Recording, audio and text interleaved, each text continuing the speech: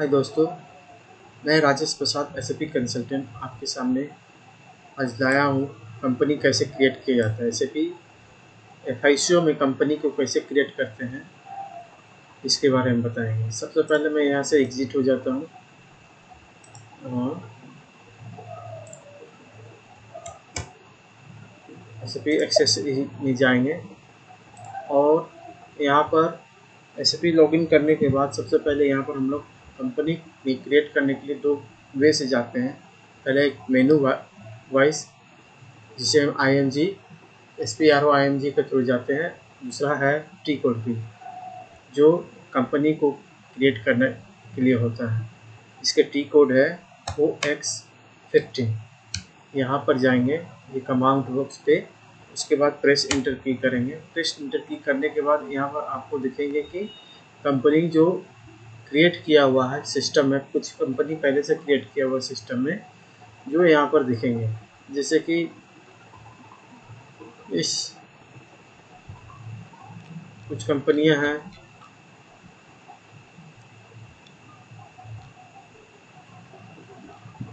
इस तरह से। यहाँ पर डबल क्लिक करेंगे, ये कंपनी कोड है, कंपनी नेम और इसका डिस्क्रिप्शन है। तो यहाँ पर देखना है कि जो कंपनी क्रिएट करना भी है और पहले से प्रीवियस कंपनी है उसको पहले देखो।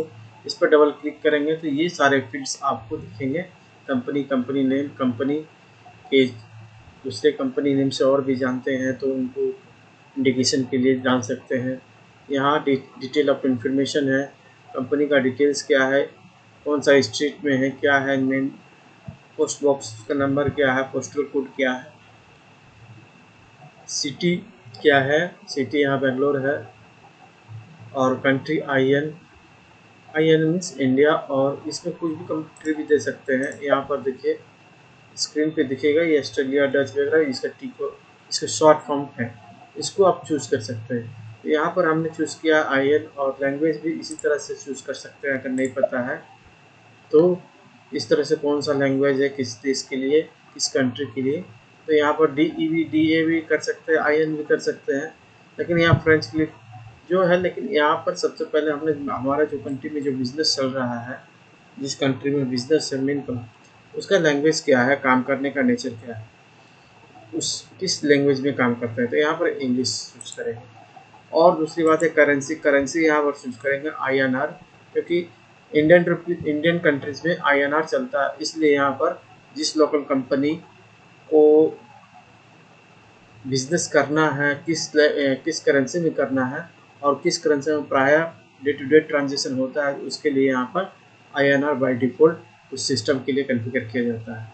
तो यहाँ पर इस तरह से हम लोग देखें कि इस तरह से कॉन्फ़िगरेशन कैसे होता है।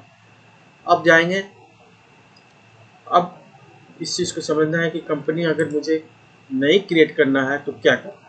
तो सबसे पहले यहाँ न्यू एंट्रीज ऑप्शन है, यहाँ पे जाके क्लिक करेंगे।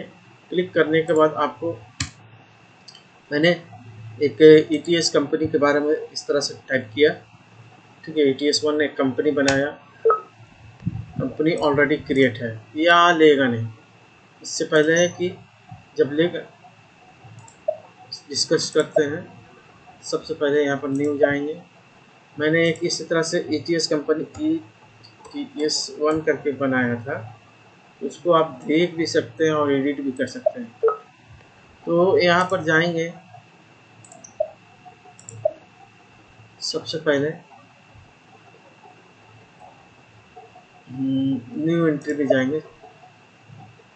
यहाँ पर एक कंपनी और कर लेते क्रिएट, ETS2 कौन से कर लिए। ये मेन कंपनी होगी, जो इस कंपनी में पहले कंपनी क्रिएट किया जाता है, जो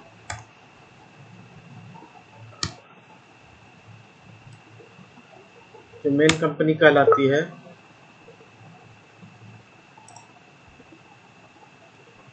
यहाँ कंट्री का मैंडेटरी फील्ड है, ये कंट्री का मैंडेटरी फील्ड IN, इसके बाद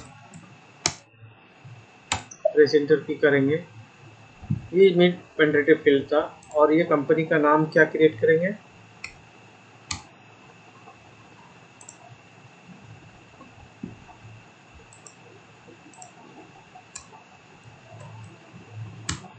स्टफ में से।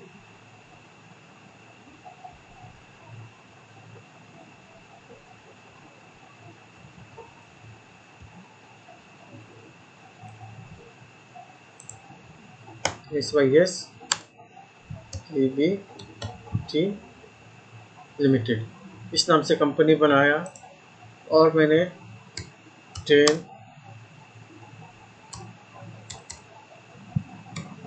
3/10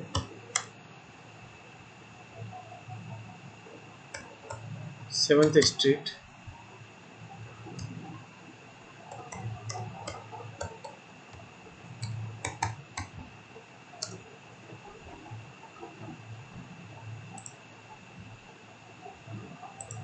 मैं यहाँ पोस्ट बॉक्स और पोस्टल कोड पोस्ट बॉक्स में डाल दिया 101 और पोस्ट बॉक्स नंबर छोड़ करके मैं यहाँ पर सिटी डाल दिया बैंगलोर। IN डाला हुआ है। यहाँ पर बिजनेस का लैंग्वेज जो है वो इस लैंग्वेज में किया जा रहा है, सिस्टम अंडरस्टैंड करेगी, इसलिए यहाँ पर हम लोग लैंग्वेज EN चूज किया। चाहे आप अगर अमेरिका में काम कर रहे हैं तो US भी कर सकते हो, USD मान लीजिए, अमेरिका है, स्पेन है, चलिए स्पेन लेते हैं, इंग्लिश है तो इंग्लिश, ग्रीक है तो ये, डेनमार्क है तो DA, या फिर अब जिस कंट्री के लिए काम करना चाहते हैं किस लैंग्वेज में, उस लैंग्वेज को आप चूज कर सकते हैं।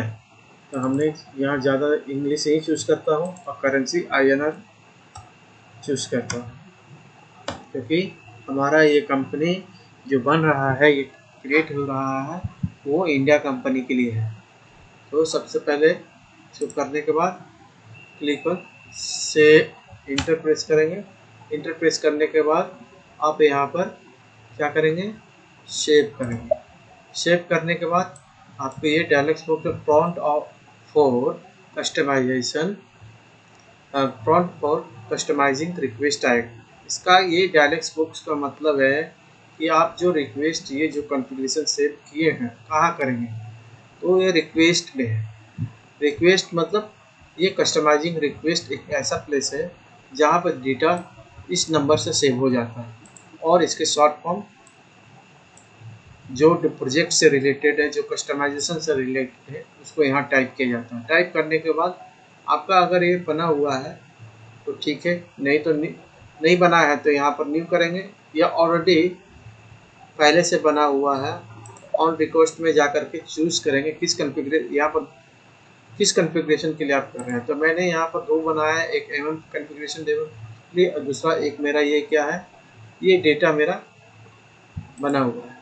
तो ये डेटा जो बना हुआ फीको कॉन्फ़िगरेशन के लिए है, तो मैंने यहाँ फीको कॉन्फ़िगरेशन चूज़ किया। इस चीज़ को चूज़ करने के बाद कंटिन्यू पर क्लिक किया, फिर अगेन कंटिन्यू पर क्लिक करने के बाद ये डेटा कहाँ जाकर फेच हो जाएंगे, उस कस्टमाइजिंग रिक्वेस्ट नंबर में, और यहाँ पर कंटिन्यू करने के बाद सेव, ये आपके सामने डेटा सेव हो जाता है। दोस्तों, ये सिस्टम कॉन्फ़िगरेशन जो हुआ है, जो कंपनी कॉन्फ़िगरेशन हुआ है, इसे अच्छे तरीके से समझें। अगर नहीं समझ में आया फिर से ये वीडियो दोबारा देखें और ठीक से समझ करके अपने काम में इम्प्लीमेंट करें। आज के वीडियो में इतना ही। अंत तक वीडियो तक बने रहने के लिए बहुत बहुत धन्यवाद।